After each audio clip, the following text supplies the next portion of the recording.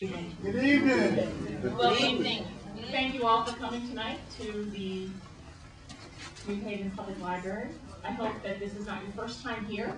If it is, welcome, and we hope to see you here often. My name is Maureen Rico. I am president of the Patrons Board of the New Haven Free Public Library.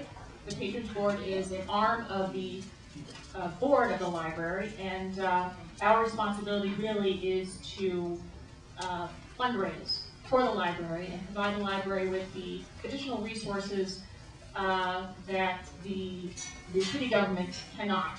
And it allows the library to sponsor events like this one tonight. So we're very happy to do so and be with you this evening.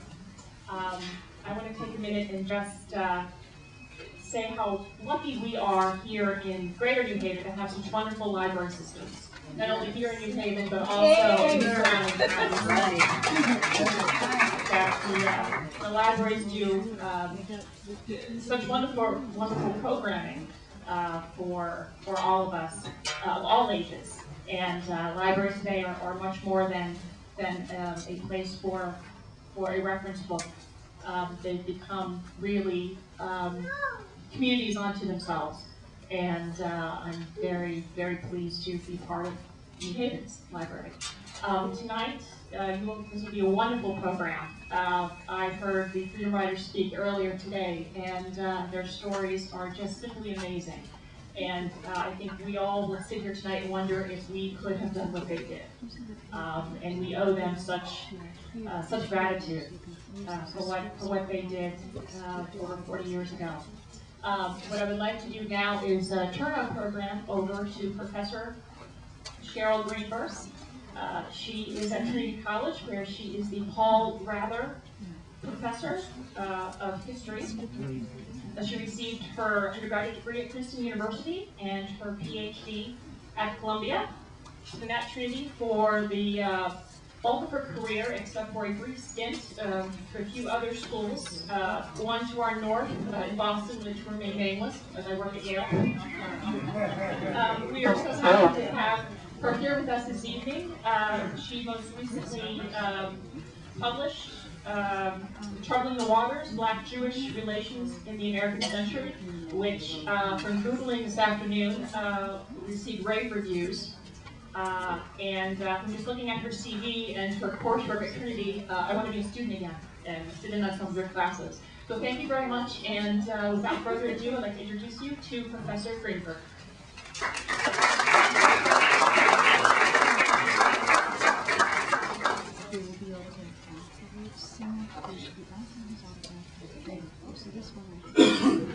Good evening. Good evening. You hear me?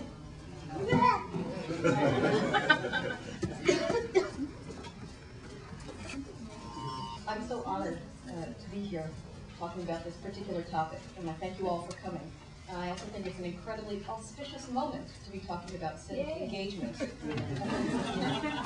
But I am in the perfect opportunity to talk about some of the history that got us here today.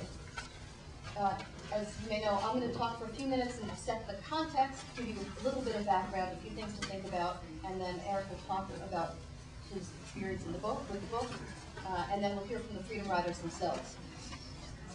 But first, let me just give you a little bit of background about the Freedom Rides. Again, I'm sure that most of you know this, but the Supreme Court ruled in a case called Boynton versus Virginia that terminals that served interstate travel would have to be integrated. And so civil rights activists from CORE, the Congress of Racial Equality, decided that they would test that decision with nonviolent civil disobedience. And they did it, actually, it's not, I shouldn't say civil disobedience, nonviolent direct action. They did so by modeling their program after a 1948 program called the Journey of Reconciliation. In that situation, the Supreme Court had also made a similar ruling. In that case, that interstate travel itself could not be segregated. And so the Fellowship of Reconciliation, which is actually the group that CORE came from, tested that decision by riding trains through the South in integrated cars. In 1948, though, most liberal groups, including the NAACP, opposed that kind of provocative action, as they called it. But they received little coverage and very few people knew about it. In 1961, of course, the Freedom Riders were not that fortunate. They began with 13 people on May 4th, 1961, and planned to ride through the South on buses, and at every stop go into the terminals and test whether, in fact, the terminals were integrated by the African Americans going into the white waiting areas and the whites going into the African American waiting areas. In the Upper South, things were pretty quiet, but as they moved into the Deep South, they were met at each bus stop by howling mobs who threw sticks. As the Freedom Riders would pull into each station, they were generally met by these howling mobs throwing bricks and stones, and you'll hear from firsthand how it went. They wielded bats, and they beat the riders as they got out. Of course, quickly the riders figured out that was not such a good idea to get out of the bus, so they stayed on the bus, and that was fine because the protesters then firebombed the bus. Eventually, so many of the Corps members were wounded and hospitalized that Corps debated calling a halt to the Freedom Rides because it was just getting too dangerous. But a group of student activists in Nashville, Tennessee, who were trained themselves in nonviolence, decided to take up the mantle of the Freedom Riders, and they called for volunteers.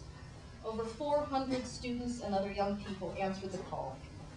They rode from Nashville to Jackson, Mississippi, where they were arrested for breach of peace in violating the now unconstitutional segregation laws, and they were imprisoned. In total, over 1,000 white and black men and women had participated in at least one of the Freedom Rides. By the end of the rides, President Kennedy had gotten involved and wrung from Southern governors promises to protect the riders. In exchange, the governors could arrest them. This was one of the compromises that people in power routinely made, and that eventually soured many civil rights workers against working within the system to bring about social change. But the riders themselves became a powerful symbol for change, and the riders became heroes. Many, many books have been written about them, and now, of course, the beautiful and powerful Breach of Peace, which we're here to celebrate, which combines 1961 mugshots, contemporary photos, and recollections. So I just want to take a few minutes and ask, what did the Freedom Rides and the civil rights movement from which they came teach us?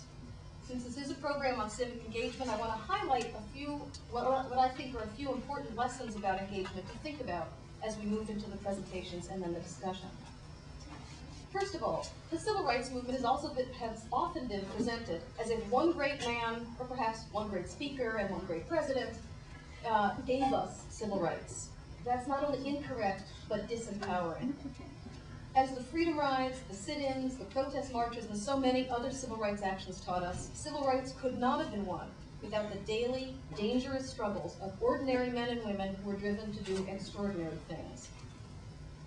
Second, the civil rights movement teaches us that every important struggle for change does not need to be invented from scratch. The Freedom Rides modeled themselves on the earlier journey of reconciliation, and it worked. The sit-ins were modeled on earlier sit-down strikes practiced by auto workers trying to organize a union. Our past is filled with models of effective action, and if we study them, we expand the set of tools that we have to win our own freedom. Third, a cautionary lesson. That this kind of activism sounds glamorous and thrilling, but it was tedious as well, and also life-threatening, and I really wonder how many of us have that kind of outsized courage. But, and fourth, because we all bring different skills and talents and risk tolerance to the table, any civic movement has to find ways to engage people at all levels if it's going to work. We needed those riders, and we also needed the bus drivers, and we needed the Justice Department officials who rode on the buses and reported back to bear witness and then report back to Washington. We needed the litigators who brought the case, and the reporters who covered it. We needed the donors who paid the legal fees. The sit-ins needed folks willing to go to jail, but they also needed others not able to go to jail, but brave enough to hold picket signs. And they needed still others who were not brave enough to hold picket signs, but brave enough to boycott the offending stores. If there are multiple roles, then everybody, regardless of ability, finances, courage, or strength, can contribute something to winning their own freedom. And finally, we learn that movements that are successful use a number of approaches all at the same time. The Rides were one such example. They were based on litigation before the Supreme Court. They relied on techniques of civil disobedience. They were negotiated between civil rights officials and government officials, and they utilized the media. every successful movement has required coordinating many different tactics and strategies and bringing them all to bear on the same goal. There are obviously many other lessons, of course, from the importance of inspiration to the power of young people. And perhaps we can talk more about that during our discussion. But what I want to stress now, before we start, is that we can't lose sight of these lessons if we're going to harness the energy and the commitment represented by these freedom riders and create or join our own movements to bring about greater equality and lasting change. So let's start by learning more about the experiences of the freedom riders from three who were there and from the author of Bridge of Peace. What I want to do is first introduce the author, Eric Ethridge, and then he'll present his show, and then I will come back and introduce each of the freedom riders. Eric Ethridge is a journalist and a photographer, a native of Mississippi, and he's produced a magnificent volume on the freedom riders called Bridge of Peace that we're all here to celebrate and to learn from. Eric discovered that the Mississippi Sovereignty Committee, a group that was charged with, let's be honest, preventing the civil rights movement from enjoying any success, still had the mugshots from all the freedom riders who were arrested. That was the genesis of this book. Eric traced as many of the individuals as he could find, took their pictures, and took down their recollections. And in doing so, he's given us an invaluable gift. Many of the photos have also been published in the New York Times and several other newspapers, and been on exhibit. Eric graduated from Vanderbilt in 1979, and I'm glad to say he's slightly older than me. And he's been a magazine editor at The Nation, Harper's, George, Rolling Stone, and elsewhere. He also created and runs websites for several organizations, including the New York Times.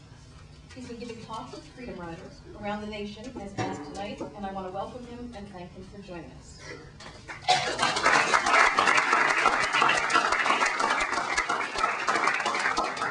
Thank you, Cheryl. Appreciate that introduction.